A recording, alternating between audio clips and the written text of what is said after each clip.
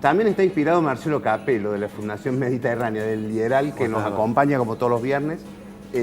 Bienvenido, Marcelo. ¿Cómo vamos? Hoy vamos a hablar de inflación. Inflación. Bueno, muchas gracias por esta oportunidad.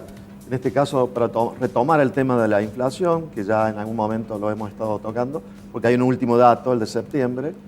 La inflación del mes de septiembre que fue elevada. Un poquito más alto de lo que venía siendo, 1.9%, venía siendo 1.6, 1.5. Preocupó el dato. Definitivamente el gobierno no va a alcanzar la meta de inflación del año, que la había fijado en 17%. Hasta septiembre ya sumó el 17%, o sea que va a terminar, esperamos, en alrededor de 23% en el año. Es preocupante.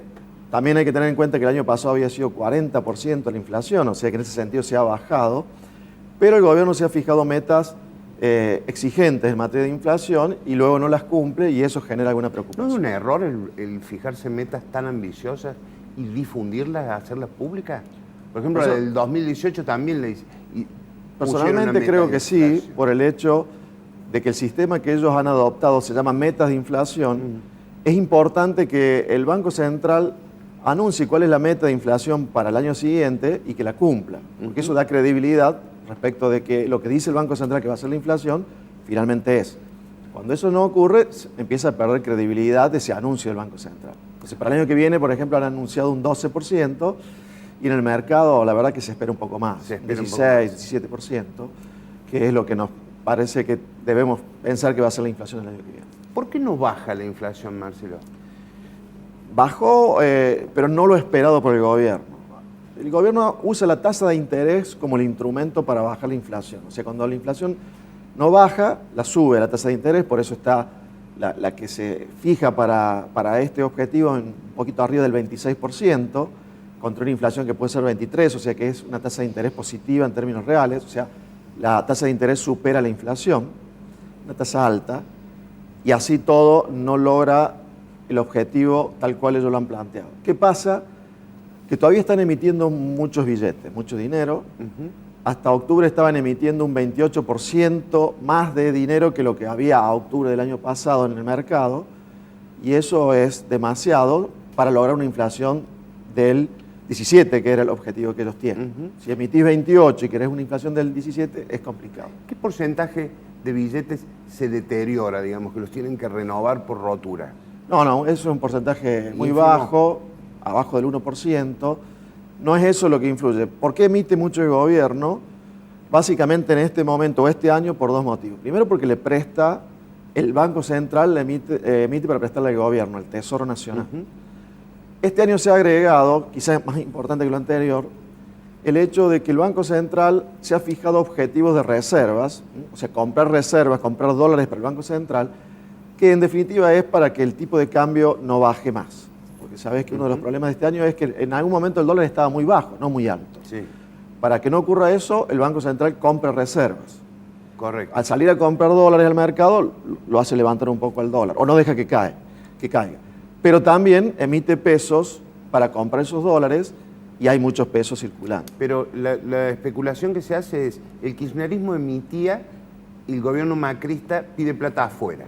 Claro. Este gobierno también básicamente pide plata afuera.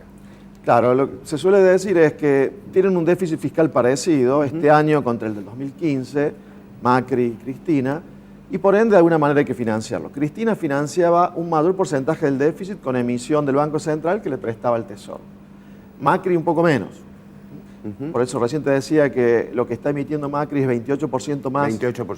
que el año pasado, o el Banco Central, no Macri. Y en la época de Cristina, cuando él se fue, crecía más del 30% la cantidad de dinero.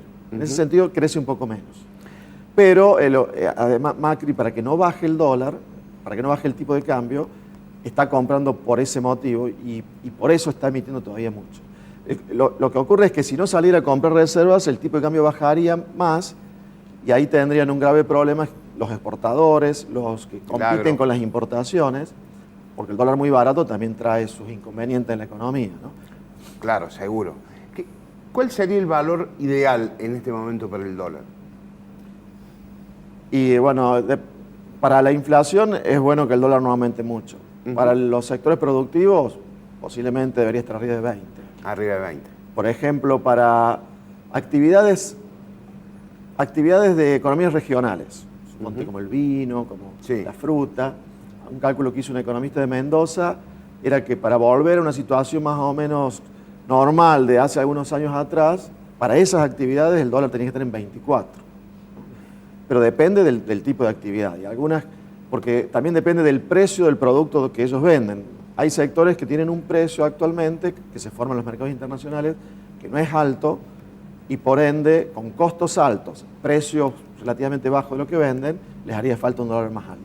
Pero un dólar a 24 traería muchos problemas para la inflación, para lograr bajar más la inflación. Es bastante complicado la tarea que tiene el Banco Central, bajar la inflación, pero a su vez que el dólar sea competitivo, ¿no? Está bien. ¿Vos pensás, Marcelo, que el año que viene va a estar en torno al 17% la inflación? Sí, yo creo que este año va a terminar cerca de 23%, y que el año que viene podría estar en torno al 17%. Igual es una reducción importante, de 5 puntos. Por eso creo que Macri le puso mucha presión al Banco Central para mostrar que en el 2019 la inflación sea menor al 10%. En realidad habían fijado un 6% inicialmente para el 2019, parece que no va a ser factible. Yo creo que ellos tendrían que contentarse con que la inflación todos los años vaya bajando 5 o 6 puntos y que a lo mejor en el 2019 llegue al 10, al 9 o al 11%, a lo mejor no al 6%, pero eso les daría un poquito más de oxígeno para no subir tanto la tasa de interés o atender un poquito más el tema del dólar. Pero en el fondo lo que hace falta para seguir bajando la inflación es que baje más el déficit fiscal, porque era una de las razones por las cuales se emite dinero, ¿no? ¿Por qué perjudica, si es que perjudica, la tasa alta? Perjudica la actividad económica. La tasa de interés alta encarece los créditos, tanto para invertir como para consumir, te sale más caro, por ejemplo, para comprar un auto, para comprar una casa, y se toman menos créditos y hay menos inversión y menos consumo.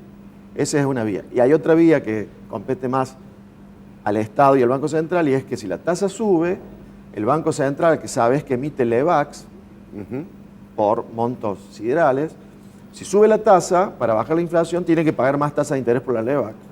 Y eso le causa un problema al mismo gobierno. Bueno, Marcelo, muchas gracias. Gracias a ustedes. Realmente es muy claro, es un placer tenerte porque explicás la economía, que es un tema árido, con muchísima claridad. Bueno, vamos a tratar de hacerlo así. Muchas gracias. Vamos con...